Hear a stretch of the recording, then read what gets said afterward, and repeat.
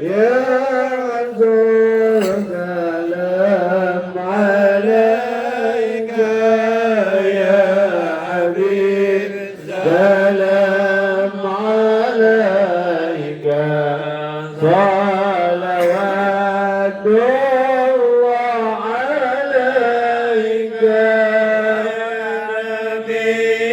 سلام عليك يا رسول سلام عليك يا حبيب سلام عليك صلوات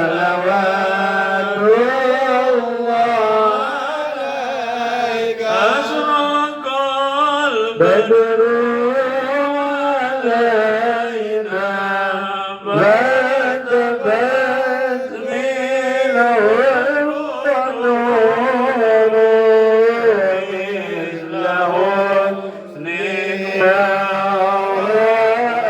رأينا قالوا يا ويل السرور الله يا نبي سلام عليك يا رسول سلام عليك يا حبيب سلام عليك صلوات الله عليك. Dibawa ke langit sekali, akhirnya diluluskan permintaan itu dengan peristiwa Isra dan Mi'rajnya. Nabi kita diperjalankan dari kota suci Mekah menuju Baitul Maqdis dan naik ke langit ke Mustawa. Kira-kira kalau diperjalankan seperti itu, ruhnya doang apa jasadnya doang? Nah, semuanya. Kalau ini memang nanti bisa diperdebatkan, tapi yang paling banyak mengakui bahwa itu bil jasad war ya. Jadi kalau yang namanya orang repressing, kira-kira repressing pikirannya doang apa badannya juga? Semua. Hah? Lah kalau kita repressing, bayangin kita di pinggir laut, badan kita di sini ya buyang-buyang juga. Ya, nggak bisa, makanya harus ke sono, harus ke tempat. Itulah makanya kalau orang itu ya banyak perjalanannya seperti Nabi ini, banyak pengalamannya, banyak yang dilihatnya, banyak yang menjadi pelajarannya, itu akan menjadi orang yang luas pandangan. Termasuk Ustadz juga perlu refreshing, Pak. Alhamdulillah, saya udah berapa kali setahun ini mah banyak ya. Lah kalau Ustadz dekem aja di rumah ya, nggak kemana-mana, lah stres ya. Alhamdulillah jamaah saya dengan jamaah di sini hampir sama, macam rupanya banyak ya. Jamaah Keranji ada yang setengah koplak ada, ya biasa Pak, bercanda begitu biasa. Tapi itu saya suka ya. Kenapa? Karena orangnya terus ada yang hobinya megang mic ya, nggak boleh ada hajatan, main nyumbang aja. Mas Aris. Di sana beneran. Kenapa? Karena itu represi, ya. Karena jiwa itu perlu adanya penyegaran, maka ya harus banyak jalan.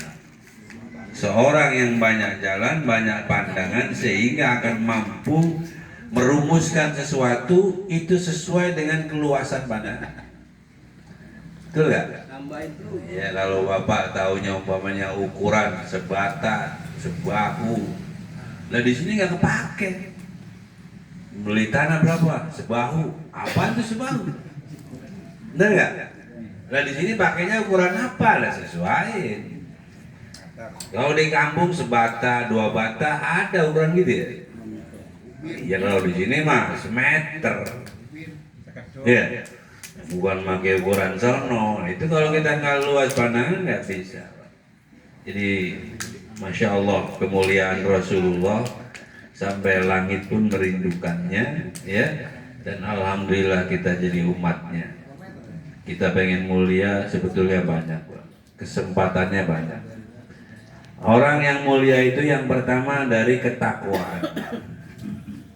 Siapapun kita, kalau menjadi orang yang takwa punya peluang mendapatkan kemuliaan. Betul nggak? Nggak mesti ustadz, nggak mesti kiai, siapapun, asal khairun nas anfa'uhum, sebaik-baik orang adalah yang bermanfaat untuk orang lain. Meskipun yang kita berikan itu sedikit dan kecil, tapi kalau itu manfaat buat orang, itu udah khair. Bahasa Arabnya apa? Khair, khair. Biasanya kalau tanya kemana, khair, khair. Karena pasya buat ya. Baik, jadi sebaik manusia ya itu. Kalau ada manfaat untuk orang, meskipun kecil, tapi itu manfaat. Ya. Kita nyiapin minum, bantu. Kalaupun cuma ngangkatin bangku, ngangkatin kayu, ya itu bantu nggak? Bantu, apalagi ngangkatin besek, ya? Hah? Ngangkatin doang, jangan dibawa semua. Karena apa? Karena membantu itu artinya ada manfaat, ya. Jadi kalau dalam pelajaran Isra Mi'raj ini nanti intinya itu sholat. Makanya Nabi kenapa disebutnya hiburan, dan Nabi itu selalu kalau sumpek sholat, Pak. Karena sholat itu jadi hibur, beda sama kita, ya. Kita kalau sumpah apa? Tidur. Gua ada sholat malah tambah sumpah. Lah iya, Nabi kalau lagi sumpah sholat. Karena itu ketika Nabi menerima perintah sholat di atas, itu jiwanya betul-betul gembira. Maka orang yang sholat mestinya gembira. Ya kita paksain aja nggak apa-apa ya. Kalau belum gembira paksain aja. Sholat sambil ketawa, itu alhamdulillah. Wah, PA ini. Gembira itu, kalaupun kagak bisa banyak, dikit-dikit dulu boleh nggak? Boleh, Pak. Wah, kok katanya wajahnya terpaksa ini, senyumnya terpaksa. Ya kalau belum bisa full bagaimana? Nggak apa-apa, terpaksa dikit, ya. Lama-lama baru girang, ya. Sholat pun begitu, ya. Maka intinya sholat itu menjadi dalam istilahnya tiang agama. Man aqama sholat faqad aqama din wa man tarakaha faqad adaba din. Kenapa merobohkan agama orang yang meninggalkan sholat? Karena di dalam sholat ini semua rukun Islam ada. Syahadat, kita baca syahadat nggak di sholat? Baca nggak? Asyhadu an la ilaha illallah Muhammad Rasulullah. Yang nunjuk boleh, nggak nunjuk boleh, nggak apa-apa itu, ya.